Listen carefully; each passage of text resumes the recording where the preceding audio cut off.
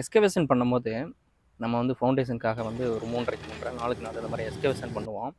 இந்த குழி எடுக்கும்போது பார்த்தீங்கன்னா, தண்ணி வந்துரும். சில ஏரியால வந்து பார்த்தீங்கன்னா, வயல் பின்னாடி சைட் இருக்கும். இந்த மாரி குளம் இருந்த இடத்துல பண்ணியிருப்பாங்க.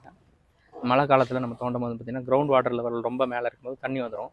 அந்த மாரி தண்ணி வரும்போது நம்ம கான்கிரீட் எப்படி போடுறது அப்படிங்கிறத இதோட நான் டீட்டெயில் எக்ஸ்பிளனேஷன் சொல்றேன். சென்னை வண்டலூர் பின்னாடி இது கிளாம்பாக்கம் பஸ் ஸ்டாண்ட்லேருந்து 1.5 கிலோமீட்டர்ஸில் நம்ம டேக் ஓவர் பண்ணியிருக்கோம். வெங்கம்பாக்கம் அப்படிங்கிற ஒரு இடத்துல சென்னையில். ஸோ அந்த சைட்டோட ஒர்க் நம்ம எப்படி பண்ணுறோம், சைட்டோட ஃபுட்டிங் காங்கிரீட்டில் இந்த மாதிரி தண்ணி வந்தபோது நம்ம எப்படி இந்த ஃபுட்டிங் பண்ணுறோம் அப்படிங்கிறத இந்த வீடியோவில் பார்க்கலாம். வெல்கம் டு ஜெய்ஸ் ப்ளஸ். நான் உங்கள் இன்ஜினியர் சதாம்.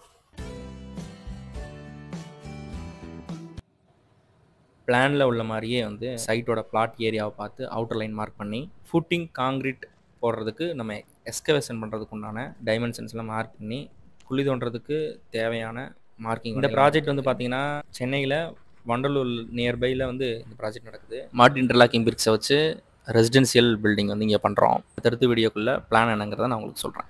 ஜேஎஸ் பில்டர்ஸோடைய இந்த ப்ராஜெக்டில் வந்து நம்ம ஃபுட்டிங் எக்ஸ்கவேஷன் எடுக்கும்போது பார்த்திங்கன்னா ஒரு ஸ்ட்ரகிள் நமக்கு இருந்துச்சு.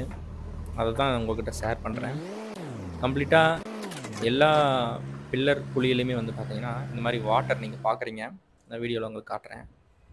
ஸோ கம்ப்ளீட்டாக வந்து வாட்டர் வந்து அதிகமாக வந்துருச்சு. என்னென்னு பார்க்கும்போது பார்த்தீங்கன்னா இந்த ஏரியாவில் வந்து அதிகமாக மழை பெய்யும் போது இந்த மாதிரி தண்ணி வந்து இருக்குது. பின்னாடி வந்து வயல் பகுதி ஓப்பன் ஏரியா ஃபுல்லாக வந்து வாட்டர் அப்சர்வ் பண்ணி இந்த சைட்டுக்குள்ளே நம்ம குழி தோண்டும் போது அது அப்படியே இந்த பக்கம் கசிஞ்சு வருது. ஸோ நார்மலாக குளம் இருக்கிற ஏரியாவில் கட்டும் போது இந்த மாதிரி வர்றது இயல்பு தான். 1 அல்லது 2 குழிகள் வரும். இது வந்து ஃபுல்லாக ஓப்பன் ஸ்பேஸ் நமக்கு பின்னாடி இருக்கனால எல்லா குழிகளுமே வந்துச்சு. ஸோ இமீடியட்டாக இந்த காங்கிரீட்டை நம்ம பண்ணணும் அப்படிங்கிறனால நம்ம காலம் கட்டுற வேலை எல்லாமே பர்ஃபெக்டாக எல்லாமே பண்ணிவிட்டு அதேமாதிரி 1.5 ஜல்லி போடுறது, கீழே வந்து பிசிசி பெட்டு போடுவோம். ஸோ அதெல்லாம் ப்ராப்பராக இமீடியட்டாக அந்த 1 டேலேயே நம்ம பண்ணுறோம். ஒரு நாளைக்கு முன்னாடியே இந்த மாதிரி பில்லர்லாம் நம்ம ஜேஎஸ் பில்லர் கட்டி வச்சுட்டு மொத்தம் வந்து ஒரு 14 பில்லர்ஸ் இதில் வருது. இந்த 14 பில்லருமே கட்டி வச்சதுக்கப்புறம் தான் இந்த தண்ணி எல்லாமே நம்ம வந்து என்ன பண்ணுறது வெளியில் எடுக்க வேண்டியது இருக்குது. ஸோ அது கையிலலாம் எடுத்து ஊற்றணும் அப்படின்னா ரொம்ப லேட் ஆகும். அது முடியாது. ஒரு சக்ஷன் மோட்டர், அதாவது சப்மர்சியபிள் மோட்டர்னு சொல்லுவோம். அந்த மோட்டர் வந்து ஒரு 2-3 வாங்கி நம்ம இதில் எல்லாத்துலேயும் இமீடியட்டாக அப்படியே நம்ம செக் பண்ணி தண்ணியெல்லாம் வெளியே ஏற்றிட்டு டாக்டர் ஃபிசில் வந்து 301 பெடிகிரேட் அப்படிங்கிற ஒரு கெமிக்கல் இருக்குது, குயிக் செட்டிங் கெமிக்கல். அது வீடியோவில் உங்களுக்கு நான் காட்ட முடியல. ஸோ அந்த கெமிக்கல் நம்ம ஆட் பண்ணி இந்த ஃபுட்டிங் காங்கிரீட்டை வந்து எல்லா பில்லருமே நிப்பாட்டி நம்ம இதை போட்டோம். ஸோ அதனால் நமக்கு இமீடியட்டாக போகிறனால வாட்டர் சீப்பேஜிங் ஒரு 60 to 70% அரெஸ்ட் ஆயிரும். 1 hour அல்லது 2 ஹவரில் வந்து நம்ம காங்கிரீட் இனிஷியல் செட்டிங் ஸ்டார்ட் ஆயிரும். அதுக்கப்புறம் நமக்கு காங்கிரீட் வந்து எந்த ஒரு பிரச்சனையும் இல்லாமல் நம்ம ஷியூராக போட்டு முடிச்சுருவோம். ஸோ அந்த மாதிரி தான் இங்கே பண்ணி முடித்தோம். ஸோ ஆல்மோஸ்ட் இது காலையில் ஆரம்பித்து நம்ம தண்ணி எடுத்து பண்ணுறதுனால வந்து பார்த்திங்கன்னா ரொம்ப டியூரபிலிட்டி அதிகமாகி டைம் அதிகமாகிடுச்சு. முடிக்கிறதுக்கு எப்படி நைட் ஆயிடுச்சு.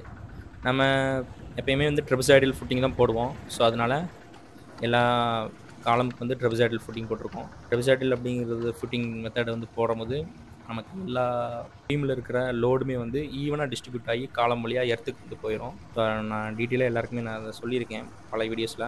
புதுசாக பார்க்குறவங்க அது தெரிஞ்சுக்கணும். இந்த மாதிரியான அப்டேட்ஸ் உங்களுக்கு ஈஸியாக வந்து புரியும் அப்படிங்கிறனால அந்த வீடியோ போட்டேன்.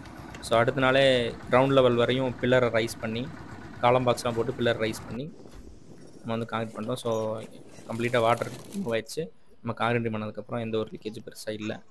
ஸோ அதுக்கப்புறம் தண்ணி இருந்தாலுமே நமக்கு க்யூரிங்க்கு வந்து அது நல்லது தான் அப்படிங்கிறனால ஸோ அதை வந்து விட்டுறலாம். இந்த மாதிரி சைட்டில் நீங்கள் ஏதாவது தண்ணி வந்துச்சு அப்படின்னா ஒரு ப்ராப்பரான இன்ஜினியர்கிட்ட ஒரு கன்சல்ட்டிங் வாங்கி மிக்சட் ப்ரொபோஷன்ஸ்லாம் பார்த்து அதுக்கு என்ன உண்டான பாண்டிங் ஏஜென்சி என்ன போடணும் அப்படிங்கிறத ஒரு கன்சல்ட்டிங் வாங்கிட்டு இந்த மாதிரி பண்ணுங்கள்.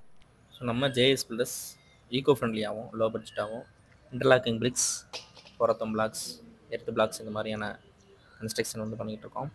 தொடர்ந்து நம்ம கன்ஸ்ட்ரக்ஷன் வீடியோஸ் பாருங்கள். கன்ஸ்ட்ரக்ஷன்ஸ் சம்மந்தமான ஏதாவது என்கொயரி இருந்துச்சு அப்படின்னா இதில் வாட்ஸ்அப் நம்பருக்கு கான்டாக்ட் பண்ணுங்கள். இன்னும் உங்களுடைய கன்ஸ்ட்ரக்ஷன் சம்மந்தமான நாலேஜ் வளர்த்துக்கணும் அப்படின்னா நம்ம ஜேஎஸ் பில்டர் சேனலை தொடர்ந்து பாருங்கள். தேங்க்யூ ஃபார் வாட்சிங் ஃப்ரெண்ட்ஸ். Thank you so much.